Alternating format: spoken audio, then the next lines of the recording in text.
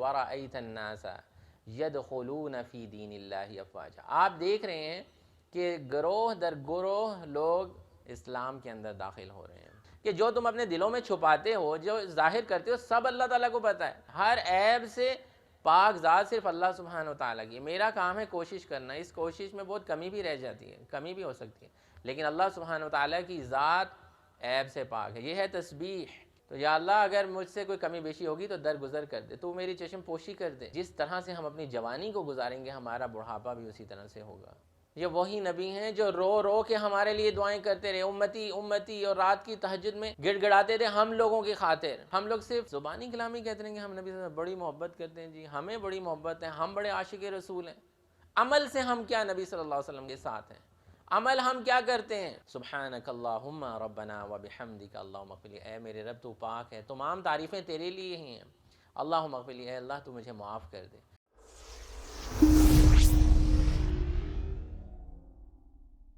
اعوذ باللہ من الشیطان الرجیم، بسم اللہ الرحمن الرحیم۔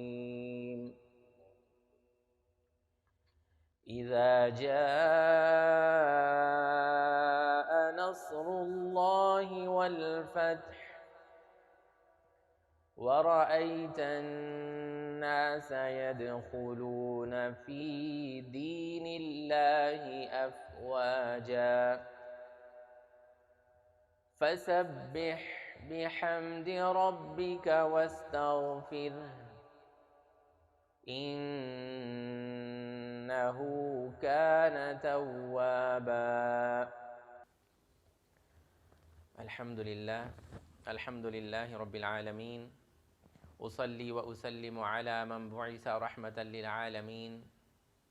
وعلی آلہ و اصحابہ اجمعین ومن تبعہم باحسان الی یوم الدین، اما بعد، رب اشرح لی صدری ویسر لی امری واحلل عقدۃ من لسانی یفقہوا قولی،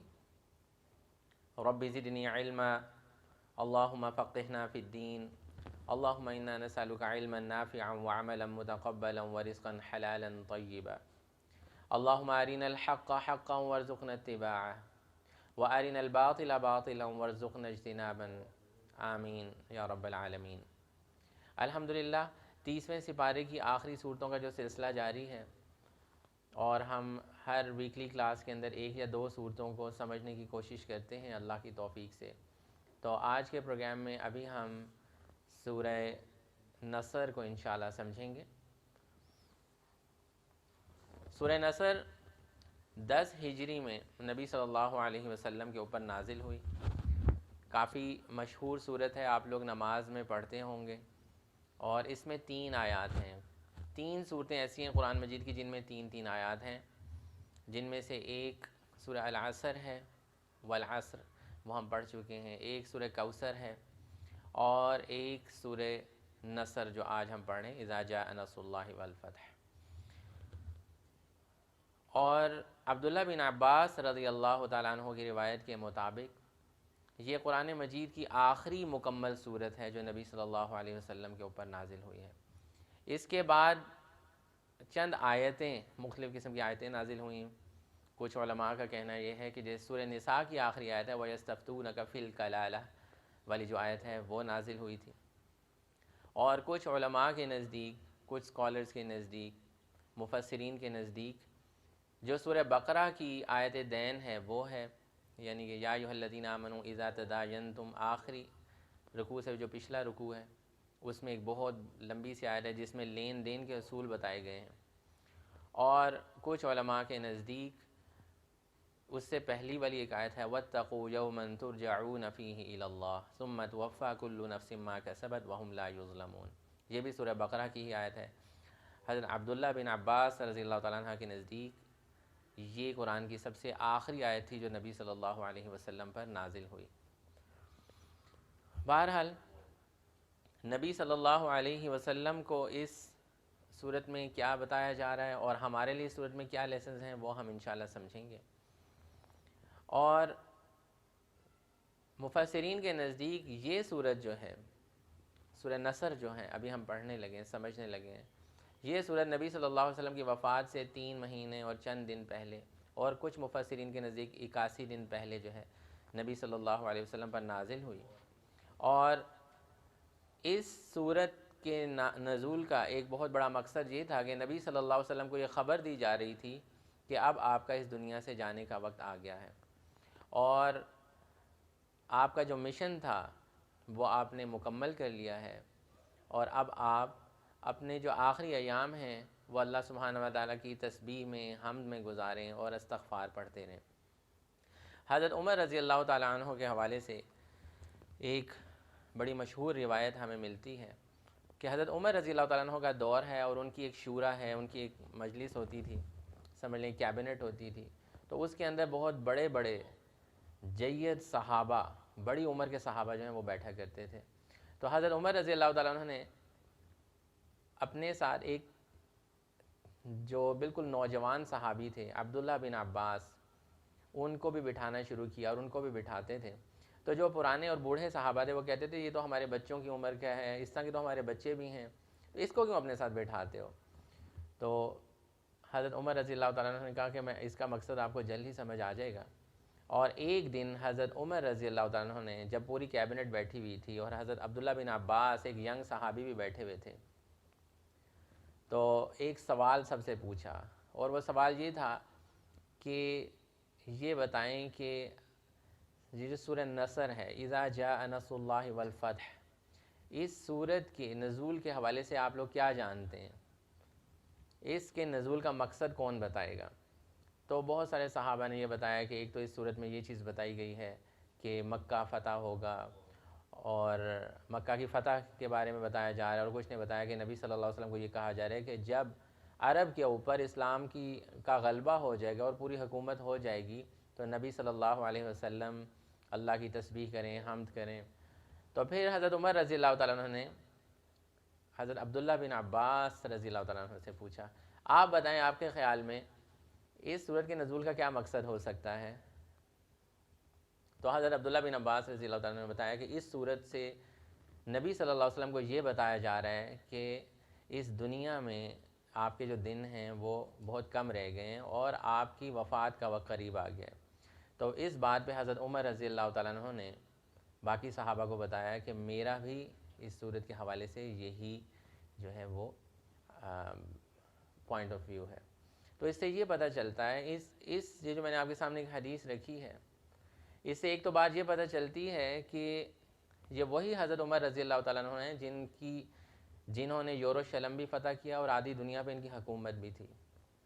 اور وہ کیوں تھی کہ ان کی مجلس میں، ان کی کیبنٹ میں، ان کی شورا میں کون لوگ بیٹھا کرتے تھے؟ جو قرآن کے علماء ہوتے تھے، قرآن کا علم جاننے والے ہوتے تھے، دین کا علم جاننے والے ہوتے تھے. ایک تو یہ ہمیں بات پتہ چلتی ہے. دوسرا یہ بھی بات ہمیں پتہ چلتی ہے کہ حضرت عبداللہ بن عباس کا مقام بھی ہمیں پتہ چلتا ہے. یہ وہی صحابی ہیں جن کو نبی صلی اللہ علیہ وسلم نے اپنے گلے سے لگایا تھا. جب یہ چھوٹے سے تھے ان کو اپنے گلے سے لگایا تھا اور ان کے لیے دعا کی تھی کہ اے اللہ عبداللہ بن عباس کو دین کا فہم عطا فرما. اور جب ہم قرآن کی تفسیر پڑھتے ہیں، قرآن کو سمجھتے ہیں، تو ہم دیکھتے ہیں کہ عبداللہ بن عباس رضی اللہ تعالیٰ عنہ نے جو آیات کی ایکسپلینیشنز دی ہیں وہ بہت غیر معمولی ہیں، بہت ہی زبردست ہیں، اور ایک نیا ہی اوور ویو، بالکل صحیح جو قرآن کی تفسیر ہے وہ ہمارے سامنے آتی ہے. تو یہاں پہ آپ کو بتانے کا مقصد یہ تھا کہ یہ جو صورت ہے سورہ نصر، اس صورت کے نزول کا ایک مقصد یہ تھا کہ نبی صلی اللہ علیہ وسلم کو یہ خبر دی جا رہی ہے کہ اب آپ کی وفات کا وقت قریب آ گیا ہے. جس مشن کے لیے اللہ سبحانہ وتعالیٰ نے آپ کو اس دنیا میں بھیجا تھا وہ مشن آپ نے بہت اچھے انداز میں مکمل کر دیا ہے. اور جب ایک مشن اچھے طریقے سے مکمل ہو جائے تو اس کے بعد اترایا نہیں جاتا. جیسے آج کل کے لوگ ہیں، آج کل کے لیڈرز کو آپ دیکھیں کہ اگر کوئی ان کو فتح مل جاتی ہے، کوئی کامیابی مل جاتی ہے، یا جو مشن کے لیے آتے ہیں وہ مشن مکمل ہو جاتے ہیں، تو بس وہ چاہتے ہیں کہ لوگ ان کے نعرے لگاتے رہیں. تو اللہ تعالیٰ کو یہ چیز پسند نہیں ہے. اللہ سبحانہ وتعالیٰ چاہتے ہیں کہ انسان عاجزی اختیار کرے اور کسی مشن کے مکمل ہو جانے کے بعد اللہ کی تسبیحات کی جائیں، اللہ سے استغفار کیا جائے. تو ہم اس سورت کا جو ہے سب سے پہلی آیت دیکھتے ہیں. اعوذ باللہ من الشیطان الرجیم اذا جاء نصر اللہ والفتح، کہ جب اللہ سبحانہ و تعالیٰ کی مدد آ گئی اور مسلمانوں کو فتح مل گئی۔ اس آیت سے ہمیں یہ پتہ چلتا ہے کہ جب ہمیں کسی بھی چیز کی فتح نصیب ہو تو وہ اللہ کی مدد کے نتیجے میں ہوتی ہے۔ نصر اللہ کے نتیجے میں مکہ فتح ہوا، نصر اللہ کے نتیجے میں طائف فتح ہوا، نصر اللہ کے نتیجے میں حنین کی جنگ مسلمانوں نے جیتی۔ یعنی کہ اللہ کی مدد، اللہ تعالیٰ یہ بتانا چاہ رہے ہیں کہ لوگ جو ہیں وہ کوشش کر سکتے ہیں اور اپنی طرف سے اچھے وسائل اختیار کر سکتے ہیں، لیکن جو فتح حاصل ہوتی ہے کسی کو بھی وہ اللہ سبحانہ و تعالیٰ کی مدد کے سلسلے میں ہوتی ہے۔ اور یہ نبی صلی اللہ علیہ وسلم کو بتایا جا رہا ہے کہ آپ کو جس مشن کے لیے بھیجا گیا تھا کہ لوگوں کو اللہ کے دین کی طرف لے کے آئیں، اور عرب کی زمین کے جو شرک سے بھری ہوئی ہے اور جہاں پہ ہر قسم کی غیر اخلاقی باتیں ہو رہی ہیں، اس زمین کو اسلام سے منور کریں، تو آج وہ دن آ گیا ہے کہ آپ نے یہ چیز مکمل کر دی ہے، آپ نے اپنا حق ادا کر دیا ہے، اور اللہ کی مدد کے نتیجے میں مسلمانوں کو فتح اور نصرت حاصل ہو گئی ہے۔ اور حضرت عائشہ رضی اللہ تعالیٰ عنہ بیان کرتی ہیں کہ سورہ نصر کے نزول کے بعد نبی صلی اللہ علیہ وسلم کی زندگی کا یہ معمول بن گیا تھا کہ وہ آخرت کی تیاری کے اندر اور زیادہ محنت اور تگ و دو کرنے لگ گئے، اور وہ کچھ کلمات وہ اپنی زندگی کے آخری حصے میں بہت زیادہ پڑھنے لگ گئے، جن میں سے سبحان اللہ و بحمدہ کا کلمہ ہے وہ بہت زیادہ پڑھتے تھے، اور اسی طرح سے اپنے رکوع اور سجود کے اندر اس دعا کو انہوں نے شامل کر لیا تھا، سبحانک اللہم و بحمدک اللہم اغفر لی۔ ویسے تو رکوع کے اندر ہم ایک دعا پڑھتے ہیں سبحان ربی العظیم، سجدے میں ہم پڑھتے ہیں سبحان ربی الاعلیٰ۔ اس کے ساتھ نبی صلی اللہ علیہ وسلم نے اپنی زندگی کے آخری حصے میں یہ دعا بھی شامل کر لی تھی، سبحانک اللہم ربنا و بحمدک اللہم اغفر لی۔ اس میں وہ ساری جو ہیں وہ چیزیں آ رہی ہیں جو ابھی آخری آیت کے اندر ہم پڑھیں گے، کہ جو نبی صلی اللہ علیہ وسلم کو اللہ سبحانہ وتعالیٰ نے حکم دیا تھا۔ تو نبی صلی اللہ علیہ وسلم آخرت کی تیاری میں اور زیادہ مشغول ہو گئے۔ تو دوسری آیت کے اندر اب جو انعام اللہ سبحانہ وتعالیٰ نے کیا اس کے نتیجے میں ہو کیا رہا ہے، وَرَأَيْتَ النَّاسَ يَدْخُلُونَ فِي دِينِ اللَّهِ أَفْوَاجًا، آپ دیکھ رہے ہیں کہ گروہ در گروہ لوگ اسلام کے اندر داخل ہو رہے ہیں۔ 8 ہجری کے اندر مکہ فتح ہوا تھا، اور 9 ہجری کو مشہور ہے اس کا نام عام الوفود کہتے ہیں، یعنی کہ بہت سارے ڈیلیگیشنز باہر سے آ رہے ہیں اور نبی صلی اللہ علیہ وسلم کے ہاتھ کے اوپر اسلام قبول کر رہے ہیں۔ تو نبی صلی اللہ علیہ وسلم کو یہ اس مشن کی تکمیل اس طریقے سے دکھائی جا رہی ہے کہ جو اللہ کی مدد آئی اور اس مدد کے نتیجے میں آپ کو فتح حاصل ہوئی، اور لوگوں نے یہ دیکھا کہ پورے عرب کے اوپر آج اسلام کا غلبہ ہو گیا، جہاں سے مکے سے ہم نے ان کو نکال کے باہر پھینکا تھا اور یہ ہجرت کر کے چلے گئے تھے، اب یہ دوبارہ سے ادھر فاتح بن کے داخل ہوئے ہیں، تو یقیناً اللہ کا دین سچا ہے، اس لیے گروہ در گروہ اور پورے کے پورے قبیلے جو ہیں وہ اسلام کے اندر داخل ہو رہے ہیں۔ تو اس کو عام الوفود اس لیے کہا جاتا ہے کہ بہت سارے ڈیلیگیشنز آتے تھے، اور 9 ہجری سے یہ سلسلہ شروع ہو گیا تھا کہ لوگ